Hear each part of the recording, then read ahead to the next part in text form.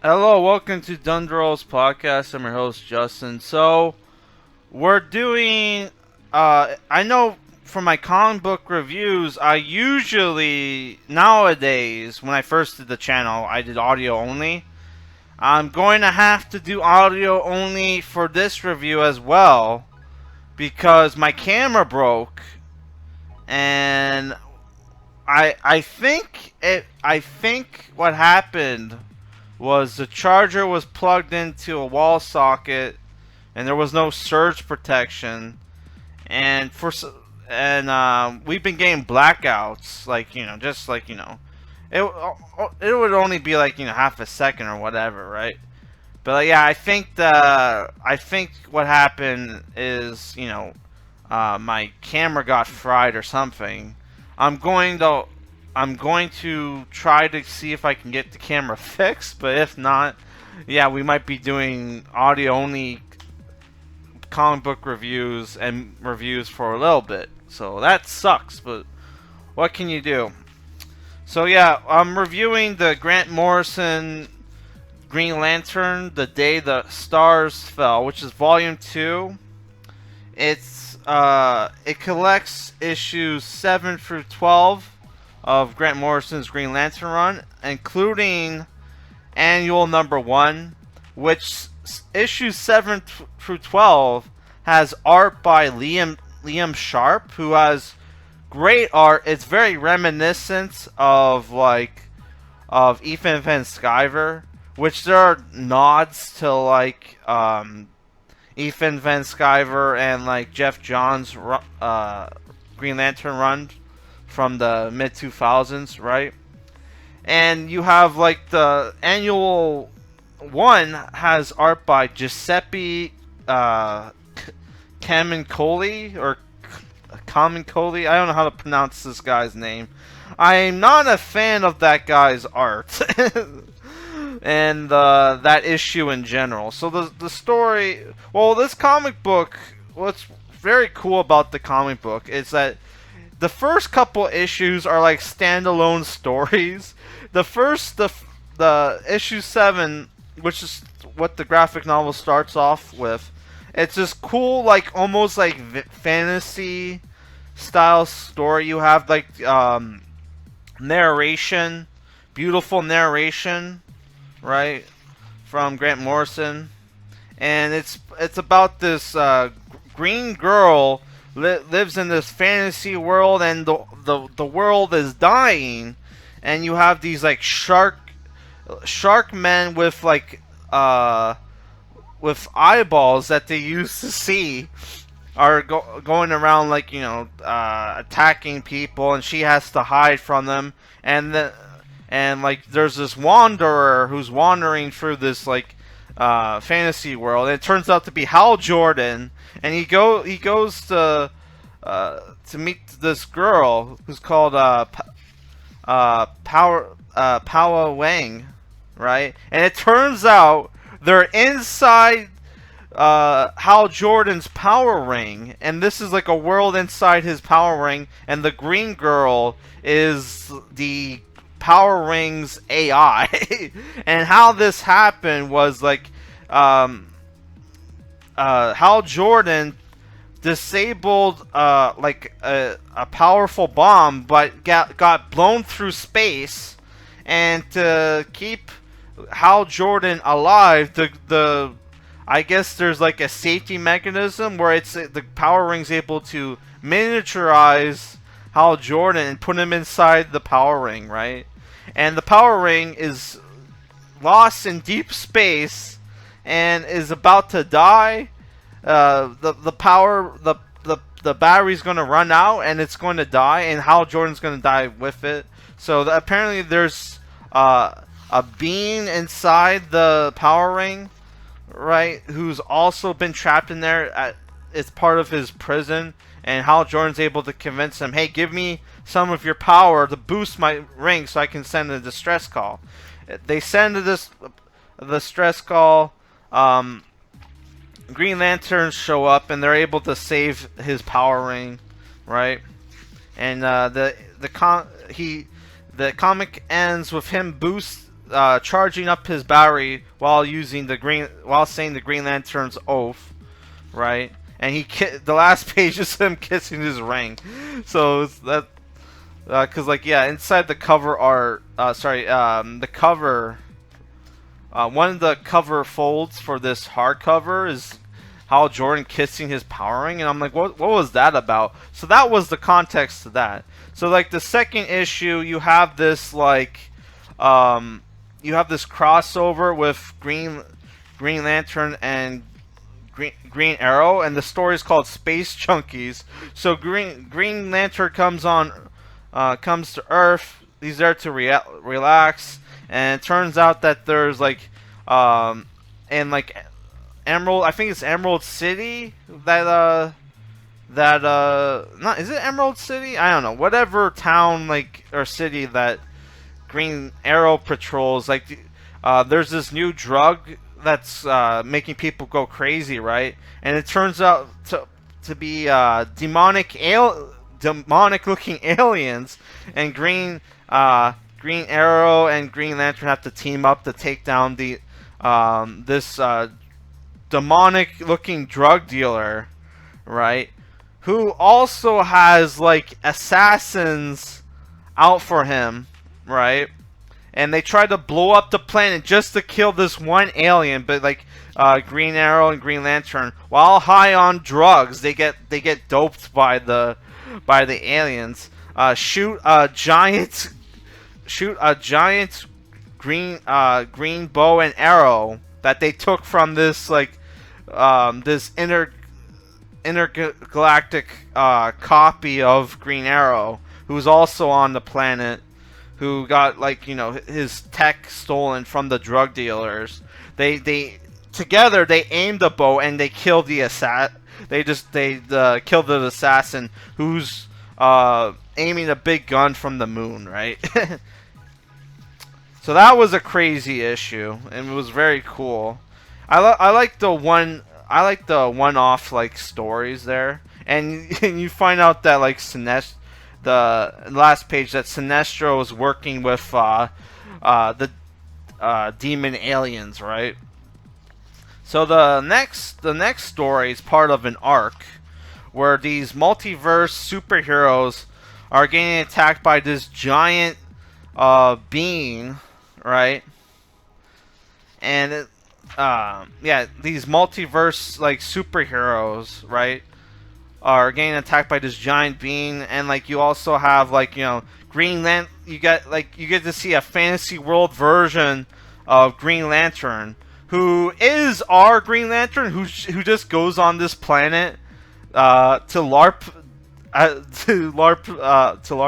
Dungeons and Dragons, right? And the planet's called Offmora. So that was, and like his power ring doesn't work very well on this planet, so he's forced to like, you know, this use a sword and use his wits, right? So that he also has like two companions. One is a female warrior, and you have this like imp-looking guy who reminds me of the what's his name? The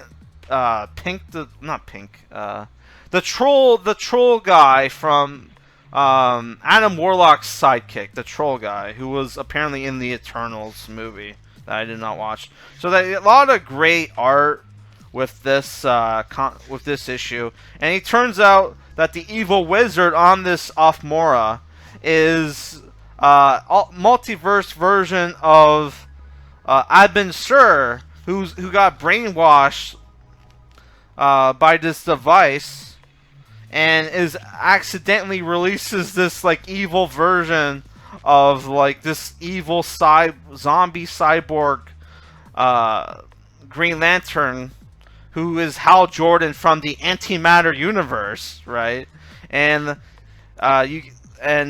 other Green Lanterns from the multiverse have to show up to defeat this Antimatter Green Lantern, which you have like a hippie Green Lantern, you have like a Green Lantern Batman, you have this flashlight wielding Green Lantern, you also have like this one Green Lantern who kind of looks like Dr. Manhattan, but it wasn't him, right? And a lot of cool psychedelic space stuff. most space comics that I've read, except for maybe like the Dynamite's Dynamite's Buck Rogers has been like psychedelic space stuff, but there's a lot of psychedelic space stuff here, and I really love the hippie Green Lantern from like Earth 47, right? He was hilarious. I would read a spin-off comic book of him. Also, there's a lot of like Hal Jordan really gives like the Batman Green Lantern a hard time. Which I don't know. I liked the Batman Green Lantern. I thought he was pretty cool. So yeah, that comic book was pretty cool, right? That's where you also get. They have this like, they're setting up for this like crossover with they have this like Don Quixote kind of story where this where they go to investigate this planet, and that has like a multiverse Green Lantern who sends a distress call, but it turns out to be this golden golden lantern who claims to have this holy grail that our Green Lanterns think they need to stop the antimatter Green Lantern, but it turns out it's just a trap. This guy's crazy. He's like kidnapping Green Lanterns and putting them in stasis, right? For this imaginary final battle that he needs to fight, which the multiverse version of Star Sapphire figures that out and helps Green Lantern arrest that guy, right? And the last issue, aside from the annual, the last issue of this arc, the antimatter Green Lantern shows up. Hal Jordan has this fight with the antimatter Green Lantern. Sinestro shows up, but it turns out it's not our Sinestro. It's like a Sinestro from a different universe. So he's like, "Oh, what are you? What, the good Sinestro?" And he's like, "I don't know if I would go that far, dear boy. Lovable rogue at best." Which he turns out to be working for the Controller Mu, and that this was all some big distraction from the Controller Mu and the Black Stars, who were in the previous volume, Intergalactic Lawman, and that they actually created this like thought controlled device using the different thought controlled will controlled like weapons, like the star bands, the Green Lantern power ring, the luck dial, the antimatter battery that they stole from the antimatter Green Lantern, right? And they're making all these components. They're taking all these components to make this like ultimate weapon where they can reshape the universe to make it a universe where there's no war and strife, to basically achieve like the Controller Mu's like agenda, right? And then the comic book ends. Yeah, so that kind of sucked, but what a cliffhanger, man! I can't wait to pick up Volume 3.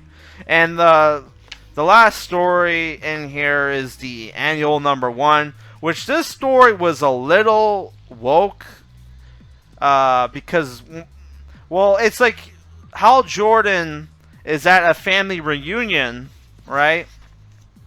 And somebody spiked the punch, and like these radio beings show up.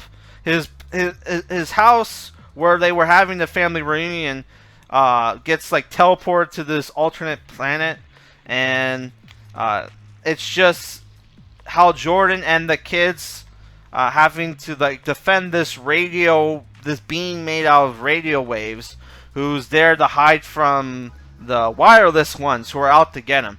Turns out he's a criminal, and he wants to destroy all Earthlings because of the radio waves that we put out that's hurting them or whatever, right?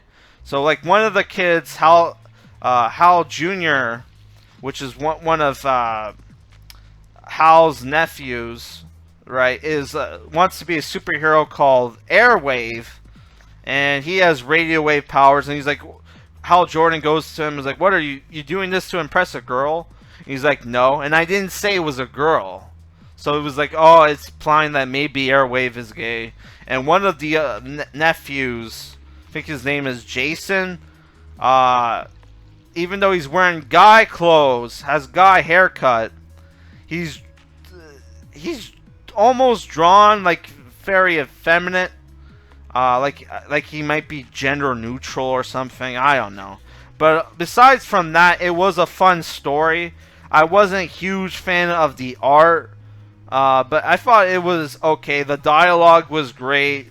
Hal Jordan is like, you know, is like in pretty much trying to teach his like nephew, hey man, I'm not a superhero. I'm a cop, okay? And don't take everything at face value, right?